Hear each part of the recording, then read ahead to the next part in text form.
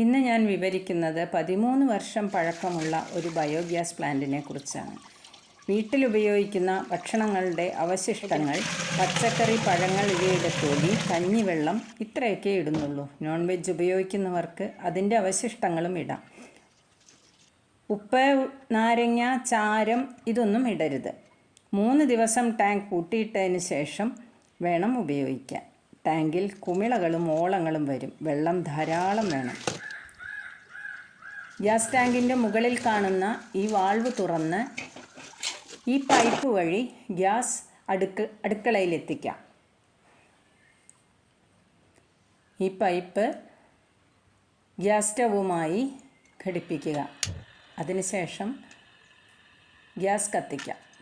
സാധാരണ ഫ്ലെയിമിനേക്കാൾ കുറച്ച് കൂടുതലാണ്, ചൂടും കൂടുതലാണ്. നമുക്കുള്ളതെല്ലാം പ്രകൃതിയിലുണ്ട്. നമ്മൾ വേണ്ട വിധം അത് ഉപയോഗിച്ചാൽ മതി. സ്ലറി ഒഴുകി വരാൻ പുറത്ത് നമ്മൾ പ്രത്യേകം ഒരു ടാങ്ക് ഉണ്ടാക്കണം. ആ ടാങ്കിലൂടെ ഒഴുകി വരുന്ന സ്ലറി പച്ചക്കറി, വാഴ, ചെടികൾ ഇവയെല്ലാം നനയ്ക്കാൻ ഉപയോഗിക്കാം. നല്ലൊരു ഓർഗാനിക് വളം കൂടിയാണ്.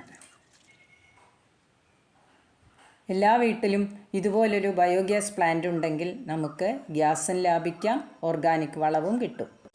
തുടക്കത്തിലും 3 വർഷത്തിലൊരിക്കലും കുറച്ച് പച്ചച്ചാണകം കൂടെ കലക്കി ഒഴിക്കണം.